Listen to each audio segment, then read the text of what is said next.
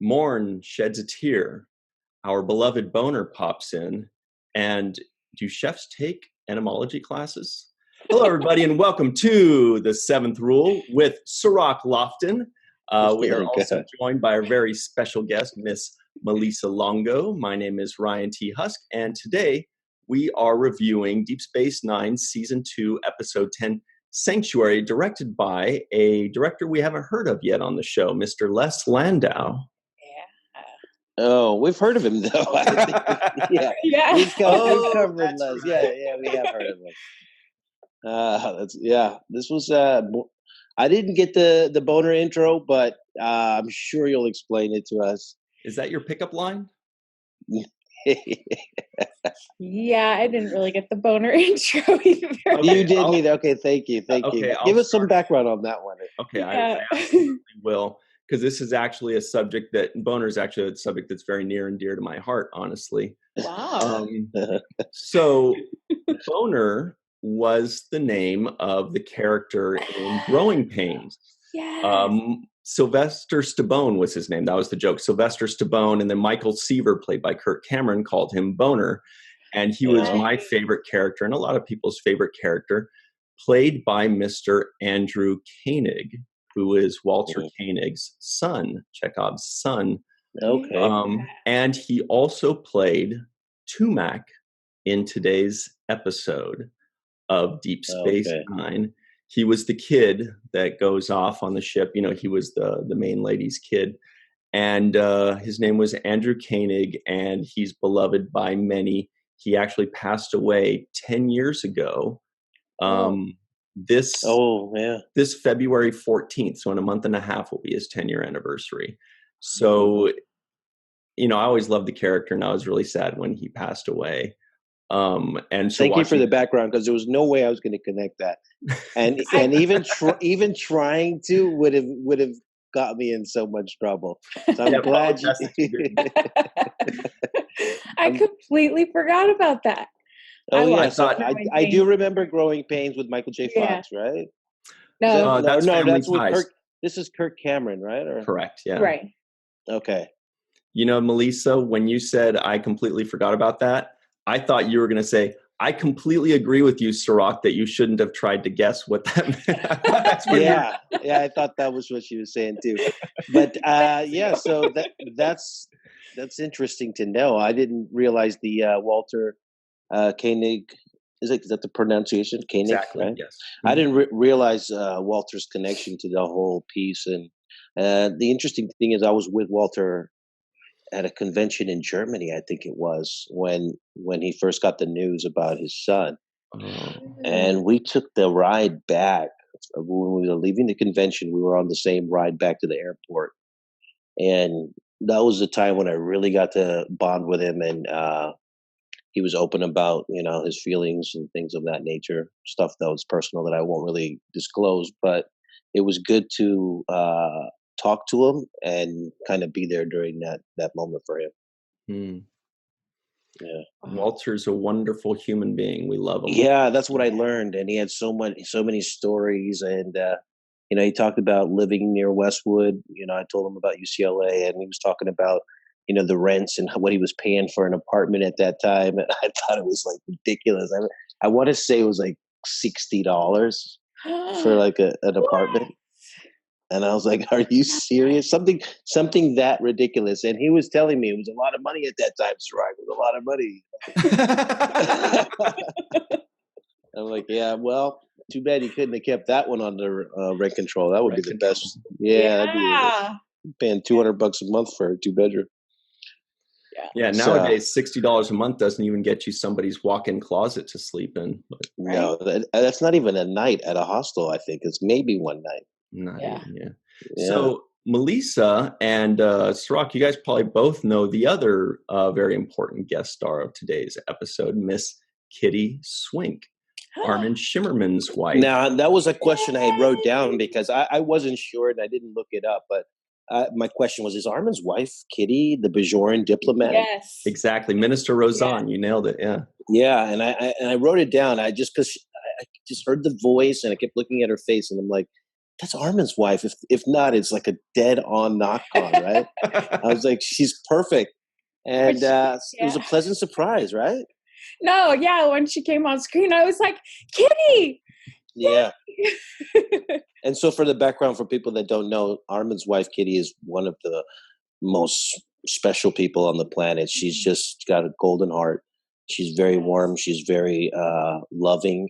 And she just shows that. And she's been like that since I've known her and never really changed, despite different adversities she's overcome with her health. Mm-hmm. And she's just a fighter. She's a wonderful, lovely person. You can't really say enough good things about Kitty, you know. Well, let's try. You know, Armin's a great guy, and we love Armin, but she's got she's got him beat as far as our love and our affection. We really love Kitty. She's just as amazing as they come. And I remember at the funeral when I first arrived for Aron's funeral, she was the one that greeted me on the way in. Yeah. And she made me feel really comfortable and at ease. She was, it was kind of that hug and that moment that I needed to kind of embrace with her. And she brought me back from this, place of like, I don't know where I'm going. I don't know what's about to happen. She's like, it's all right. Don't worry. It's under control. You're going to be speaking. This just, I'm glad you're here. And she made me feel very comfortable. And we love Kitty. Yeah. And you know her pretty well, right, Malissa? Yeah. Yeah. She's been wonderful throughout this whole experience the past 3 months. Yeah. Her and Armin, but yeah, Kitty has been wonderful, and she is heart of gold. Yeah. She's a special woman. Yes. I love her lots. and it was a great thing to see her in this episode as well, because the beauty of it is that we're all a big family, and to have her on screen encapsulated in the record with her husband, I think is a great thing too. Yeah. It was special. I was picturing the lunches on set there. Must have been nice. I also enjoyed picturing Walter visiting the set to watch his son work. What a fun time, and there's some really good scenes there. Actually, let's get into that. By the way, for everybody at home that's listening and not watching, this is Flannel Day in honor of Aron. This is a Nog episode, so Malissa is here to join us to talk about Nog's amazing contributions to this episode. And when I saw Malissa and Cirroc were both wearing flannels, I was like, oh man, before we record, I better throw a flannel on. You gotta go with the theme, man. I thought you got the number. I'm sorry. I had another thing on, and now I'm hot because it's hot in LA at least where I am in LA, it's hot in January. Yeah. I'm not going to touch that. I know Aron would be all over. You just left yourself so wide open. I'm sure. What did I do? I'm sure Aron would say something about you probably overthinking the boner comment made you a little hot. That's my guess. Yeah, my guess. Or you would say it, and he would go, "Wow, wow, that's a good one." He's on fire, ladies and gentlemen. He's on fire. Wow. Maybe we should start recording again. Yeah. All right. Yeah. Leave yourself wide open for that one. And if I were as quick as Aron, I would have been all over it too. I want to thank the both of you for being adults about this, and rather than when I leave myself wide open, rather than jumping on me, just say, well, I wouldn't say this, but Aron totally you like that joke that I'm going to say right now that I'm going to throw into his mouth because he's not here to defend himself. Well, I'm just paying homage to the wide openness. It has to be delivered. We can't let it go by. You know. So I think it's very appropriate. Well, my mind went to the other boner before it went to that boner. I have to say, it did. That word just. Yeah, I mean, you led with it. I had no idea. So thank you for that. That was the great opening. Yeah. The great opening for the boner. The great opening. Yeah. I have a question for you guys because I picked up on this and I don't know if it's true or not. But Brian, did you hear when they first introduced the Bjorn flute player in Quark's Bar? It was like Vendari or something like that. I think so. Virani. Mm-hmm. And I liked his performance, and I recognize the actor. I've seen him so many times. I don't know where, but it looks familiar. But the thing that I noticed was it sounded as though he was playing the theme song, the Deep Space Nine. Yes. 100%. I thought the same. Too. Yes. And then I kept thinking, wait, am I imagining this? Yes. Yeah. And then, no, I'm not. He was playing a variation of it, right, Melissa? But it was like what's it called? And I'm blanking on the word, but music. Yes, it was music. No, it was like a stripped down acoustic version. Yeah, and it was a little bit drawn out, a little slower. Yeah, but it was definitely the keys. Yeah. It was. And I was like, wow, what other show has played its own theme song in the show? I want to know. I was like, why not? It's got to be a trivia question, you know? And it was so pleasant, too. It was like, it was reminiscent of Deep Space Nine, not 100% on the nose, but very recognizable and obviously beautiful, pleasant, which brings us to our second piece from the very beginning that I mentioned, Morn Shed a Tear. Yes. When he was listening to it. And everybody knows Morton talks way too much, even though we never hear it. But this time he was so quiet. Yes, he was moved to silence. It's funny because I actually have that on my notes. Is Morton shedding the tear? Yes, can you see that? That's great.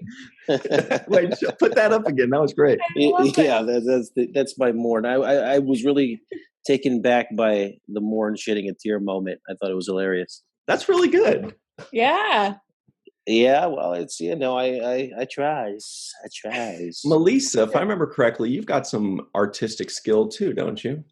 I do art, yes.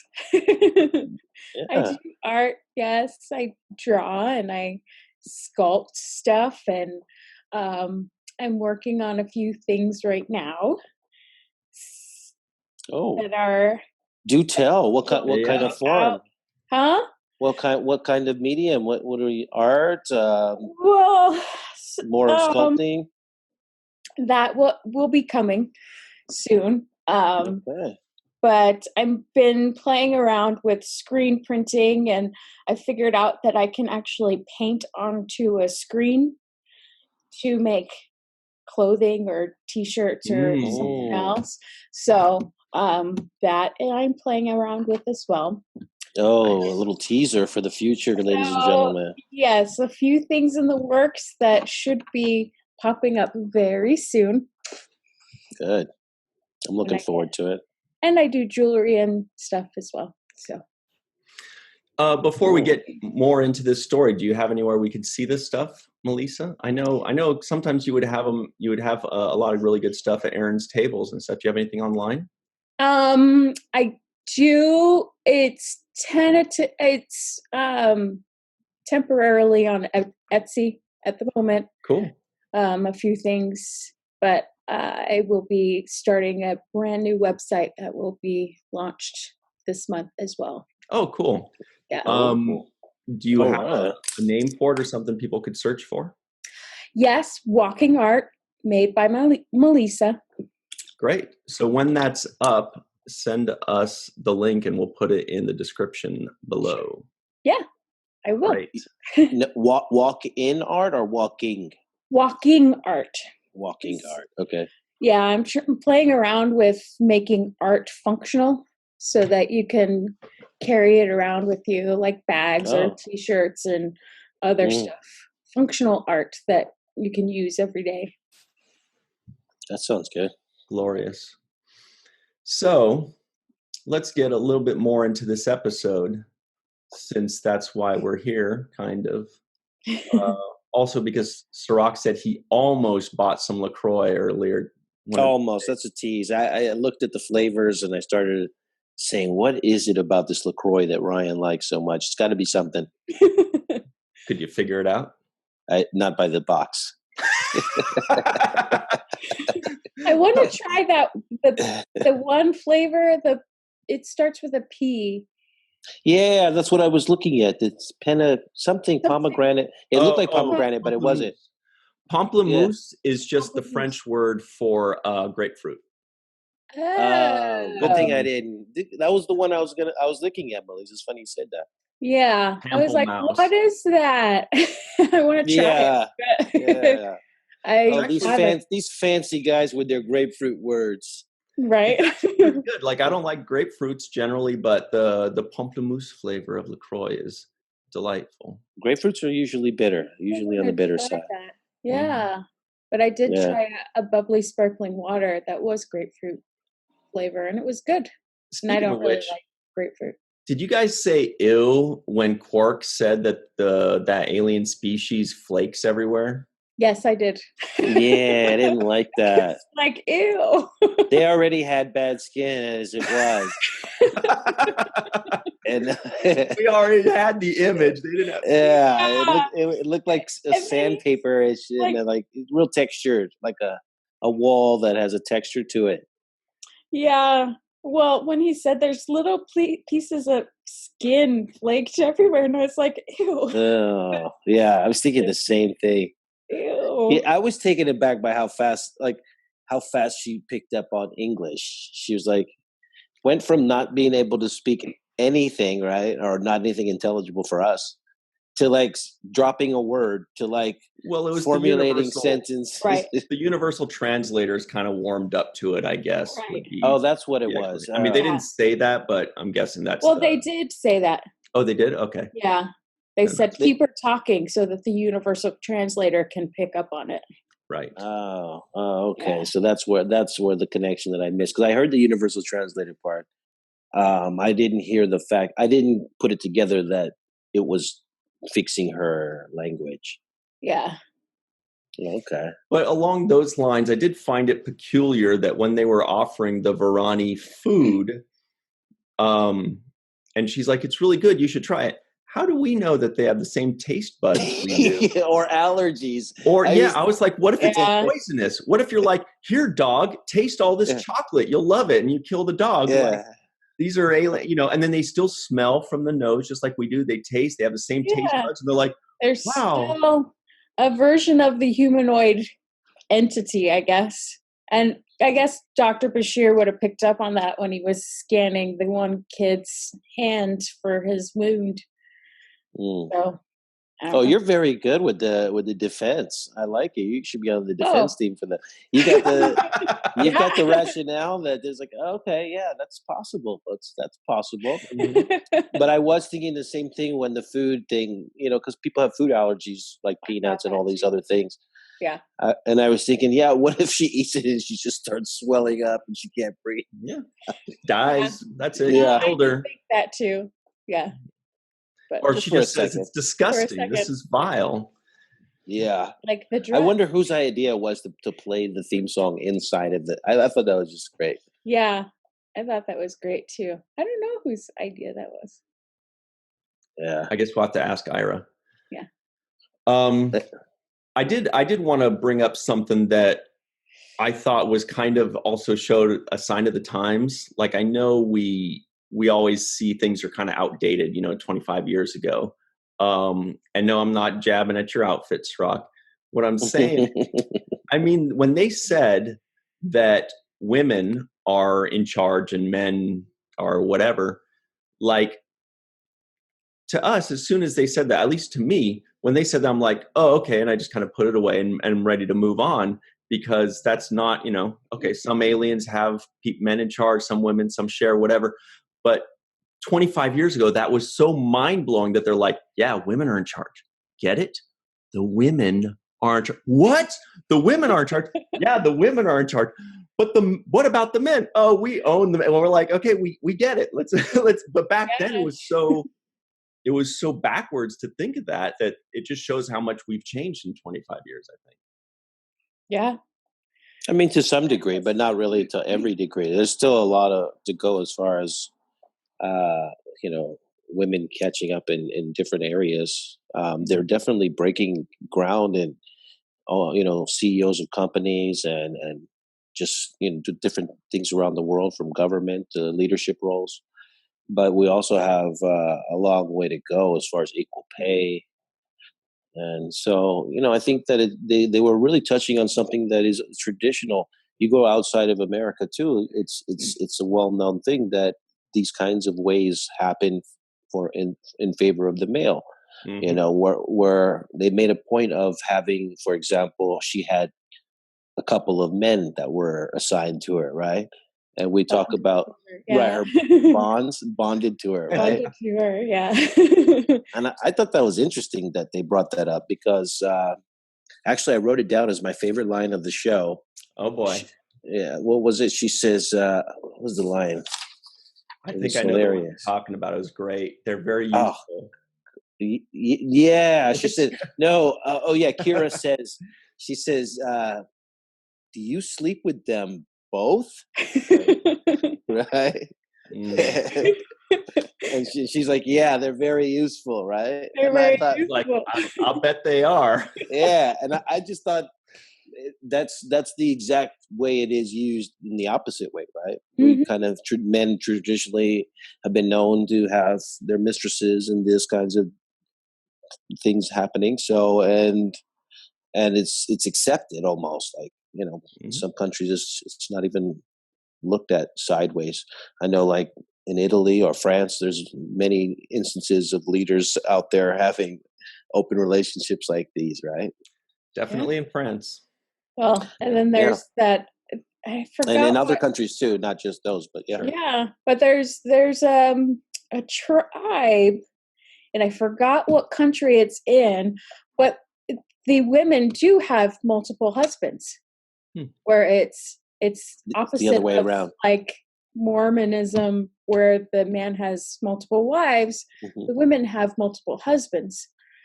And I forgot what country that was, and I wish I could remember. But yeah, it's interesting how that even that culture is different on one planet. Yeah, and that's exactly the point that they were making, as Star Trek is always so good at doing, is they like to kind of say, what if the shoe were on the other foot? Mm-hmm. How do you feel about that? And they pretty much, if you feel in any way uncomfortable or outraged, then they say, okay, well then think about what you're doing in your own planet right now. Right. They do. There was a moment where they kind of came out from the bed, and the way she said, "Go back to bed," it was like,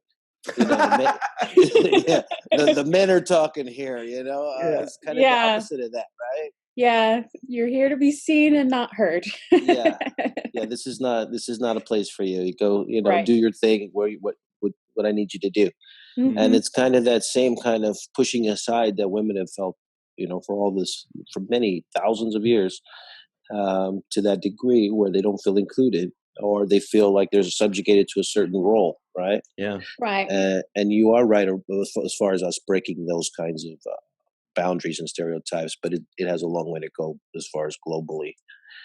But it's another thing that DS9 does very well, which is put things right in your face by altering it just slightly, or changing, the race or the nature of it, but still having the same issue. Yeah. Yep. Exactly. That's what sci-fi. We also got the mention of the Dominion in this episode, right? Let's talk about that after the break. We're about to take a break right now. But this is our second mention of the Dominion. So that's and I also want to cover, the Jake and Nog stuff, because there was a lot of good stuff there. Definitely. I agree. All right. We are going to come right back with the 7th rule.